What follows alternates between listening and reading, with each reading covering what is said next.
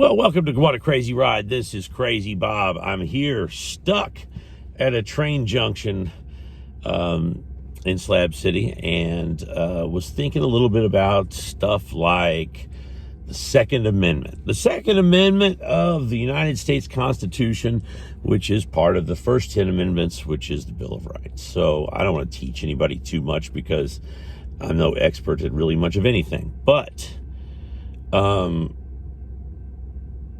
I don't like the idea of some of the laws that are out there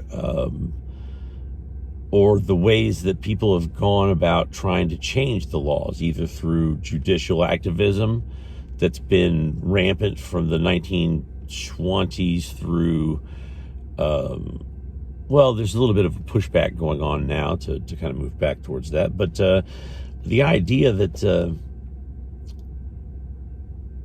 the Second Amendment, and I'm just going to paraphrase, which I know as any good legal scholar will fucking tell you that paraphrasing is exactly the way to go. But it says something like, I don't know, what is it? A well-regulated militia being necessary for the security of a country,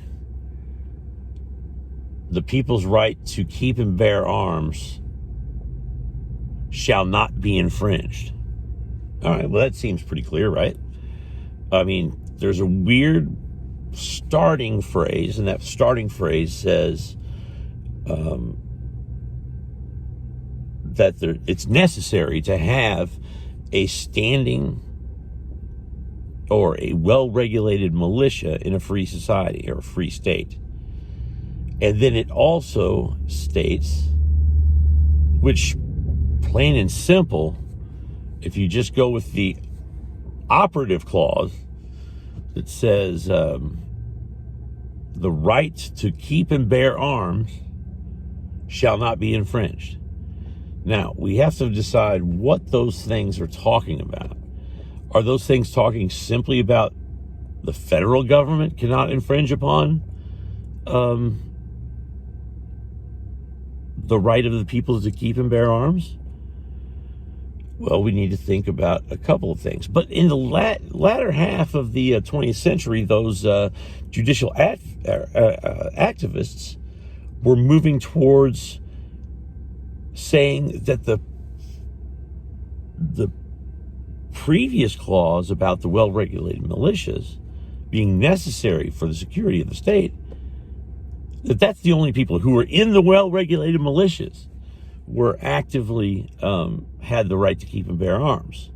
Well, that's just brand new in a way that we've that was pretty well established since the arguments that went on during the ratification, well, and actually writing the language of the original Bill of Rights. And this is one of the biggest points that was made, or sticking points for actually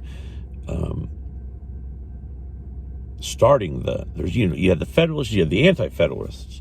There was the Articles of Confederation that had very little power. I mean, it was almost voluntary power for keeping an army. You couldn't tax, you couldn't do anything. So with the founding of the Constitution and the ratification, the writing and all that, you basically had the Federalists versus the Anti-Federalists. Well, the Federalists versus the Anti-Federalists, the compromise that became made was, we'll pass this Constitution, but we'll pass the first 10 amendments as a Bill of Rights. So, all 13 states had a section that dealt with the right to bear arms, and they had various different languages, but pretty much that wording was taken from them. Now, if you think that the states have the ultimate right to regulate the rights of people, well, then you're missing out on the entire constitutional law aspect of we the people. And the preamble of the Constitution talks about certain things And these inalienable rights that we were talking about, or natural rights at the time, or God-given rights. People talk about it different ways, but it's pretty easily decided. If you want to go with the forefathers, now they're not gods in themselves, so they make mistakes. But the fact of the matter is, if you want to get to an originalist or a constructionist view of the Constitution, especially the Bill of Rights, because it's very important, the compromise that got made was spelling, we are not going to have a federal government with standing armies unless we have a Bill of Rights that limits them. But it's not just limiting them, it's guaranteeing those rights for we the people. Because we the people are the ones who dictate to the government. We don't live in an authoritarian dictatorship. We are the source of the power in America, in the American experiment, which is drastically different than others. So there was a lot of people who were very distrustful of tyranny and felt that we, the people, should be the ones who protect ourselves. And standing armies against in no war are a very dangerous thing. An idle hand is the devil's workshop. Well, an idle million hands with guns is certainly a bigger devil's workshop. So that was the kind of concern. So the one thing we should discuss in that was, in fact, even to this day, there is language in some of our laws that suggests that everybody, every able-bodied man up until the age of 44, from I think 17 to 44, maybe 18 to 44, is part of the militia. Now, they're not an active part, but they are able to be part should an emergency occur. This has kind of been replaced a little bit by selective service, was signing up for this kind of thing. But back in the day, it was mandatory for everybody to be part of the militia if called up. And so they trained periodically. Some of these militias were part of what won the revolution. The Minutemen is the most famous example, but there were others. Well, anyway, there was a thing called the Shays Rebellion, which had about 7,000 people rebel against the government, taxpayers and all, or tax collectors and all. And they had a real rough time putting down this rebellion. Well, if everybody was part of the militia, basically, who was a man above a certain age, the right to keep and bear arms, that's for every citizen. Now, yes, there's a lot of things that went into it. People weren't necessarily citizens or were being written out as citizens. And I think that you'll find in the history of the Republic, you had situations where those citizens and non-citizens, and even the people, women, American Indians, slaves, freemen, did they have a right to keep and bear arms? Well, these things get hashed out over time. But some of the Bill of Rights weren't even ratified until the 1900s. So it took a long time to hash some of these things out. It's very clear in the discussions leading up between the Anti-Federalists and the Federalists, and both agreed that the defense against tyranny and oppression from the federal government, a check to that, a balance to that, was the right to bear arms. So the operative clause, they're saying everybody needs to have a right because we have to defend against foreign and domestic foes, whether it's the Shays Rebellion, or whether it's overreach by a king, or whether it's overreach by a federal government or even a state government. The Shays Rebellion did highlight some of the issues involved.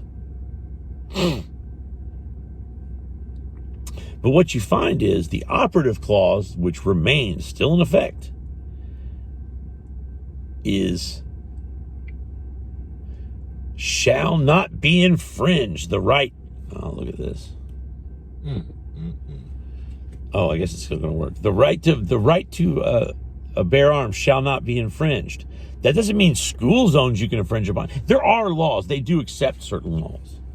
In fact, history has shown that the courts have tended to say you can't take them into schools and you can't take them into certain places. But for the most part, shall not be infringed is the actual word of the day. And this got moved away from during some of those activist times when they wanted to convolute the language to suggest that it's only the people in the active militia. Well, it doesn't say active. And they could have said only active members. And they didn't say those things. Now, I'm not a constitutional scholar. I'm not very knowledgeable about anything. One thing I know is I know nothing. But when we deal with law, we talk about proof and burden of proof and beyond a reasonable doubt and preponderance of the evidence. These are the standard terms we use for various levels of proof for our criminal justice system. And I think it's safe to say that beyond a reasonable doubt, nay, beyond a shadow of a doubt, no. Beyond a reasonable doubt, it certainly meets that requirement of the law suggesting beyond a reasonable doubt shall not be infringed, the right to keep and bear arms. So you have to go from there to some other legal standard to say, what are arms? Well, I've got to keep and bear arms. I got 2 of them. Bear arms. Well, I mean, we're talking about bears? I don't have any bear arms. But I can keep them. I mean, again, if you want to play language games, you postmodernist scum, then we can make up all kinds of stories. You got to have bear arms. You got to shave your arms. You have a right to shave your arms. Well, that's a different kind of bear arms. I don't know. Maybe you have a right to not wear sleeves. Because, I mean, what are you talking about, people?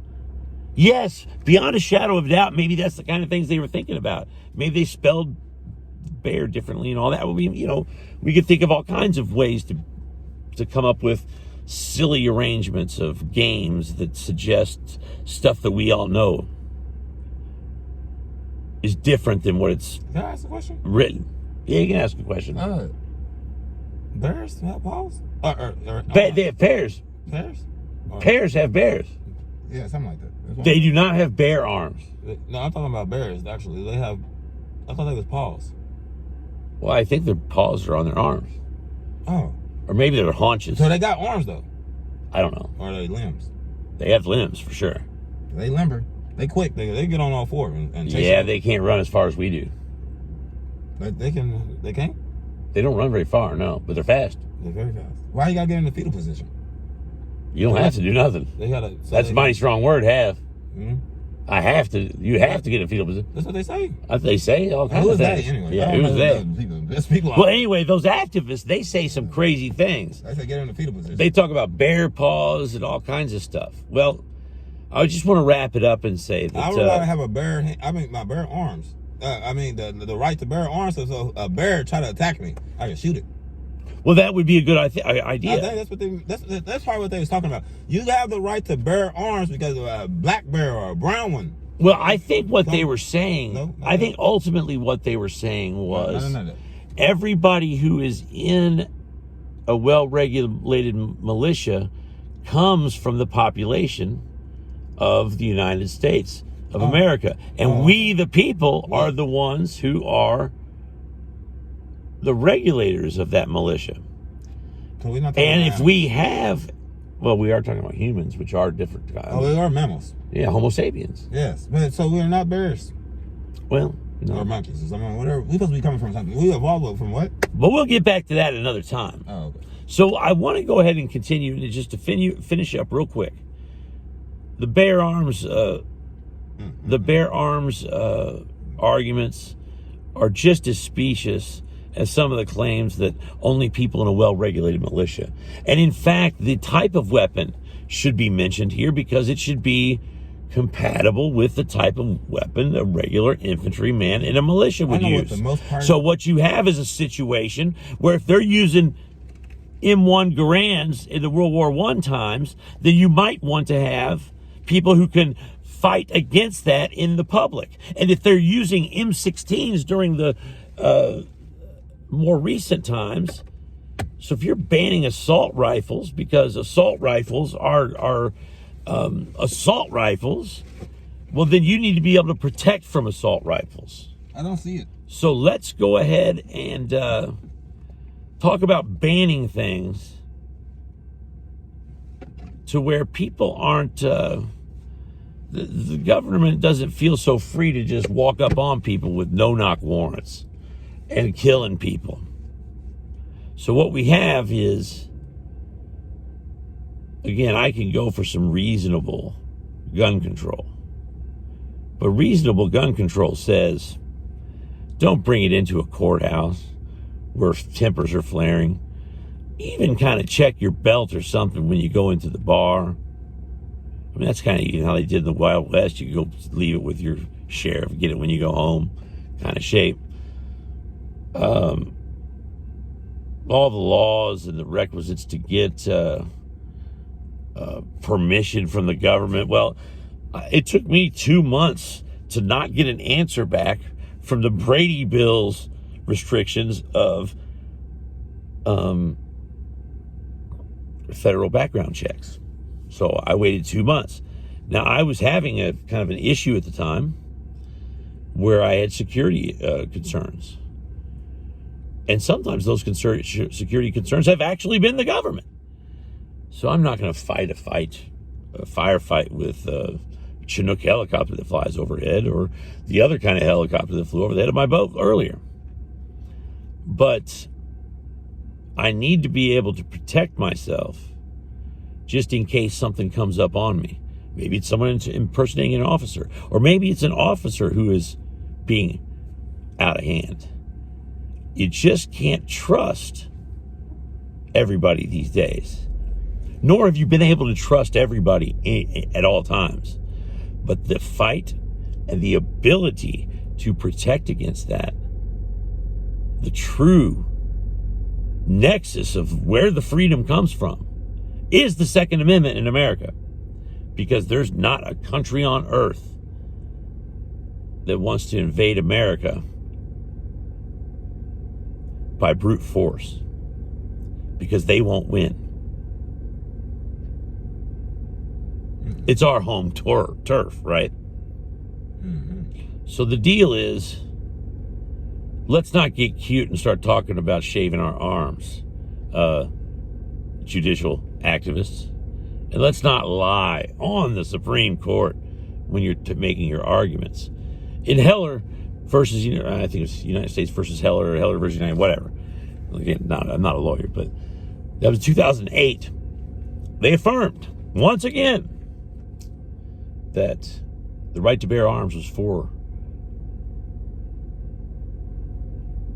the security of the individual, for protection, not only from criminals, but from oppression of state, local, and federal governments. We are a country born out of a revolution, out of a rebellion. So they kind of respect the idea that sometimes the governed need to check the government, because we're the guys holding the purse strings. We're the guys, I should say, and gals, are the bosses. And if we all decide to go into the Capitol building, well, if it's a failed insurrection or failed revolution, we'll probably get, we'll probably have some issues. But there's nowhere, no way, no how that the people who were rebelling against the king, there's no way that that group of people was suggesting that the federal government should walk in and protect us from ourselves by taking our weapons away. Because back then, man, they didn't have 911 and 5 minutes for a cop to get there and 20 minutes in a little further place, but it took a long time. And we made it through those times, and those times weren't perfect, so you can't say that they were perfect for everything. But what I can say is, if you want to go with a constructionist view, keep your fucking hands off my gun. I went through your rules from the Brady bill that Clinton put in, and they never gave me an answer. They say, well, reasonable background checks are reasonable. Well, I guess that's reasonable on some level, but if they delay them, and they say justice delayed is just not justice denied. Well, security delayed is security denied as well.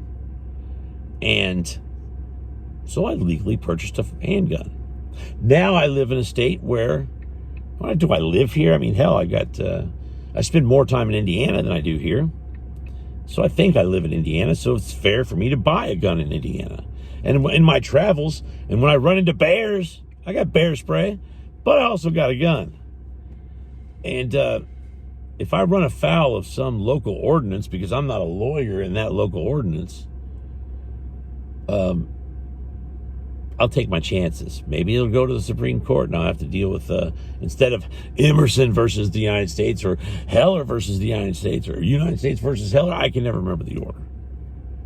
Maybe it'll be Darling versus the United States. And I don't want it to come down to that, because, I don't want to hurt anybody. I mean, that's not the issue. But thanks for your time. This is Crazy Bob. If you liked some of the commentary that I have, some of it's more emotional than others. Some of it's just random because I get stopped by a train like this one. Part two. But I will say this. If you like it, subscribe. Like it to subscribe. Yeah. Click the little bell. All that stuff. And we're going to be back. Maybe. Maybe. Tomorrow's never guaranteed. No, till later today.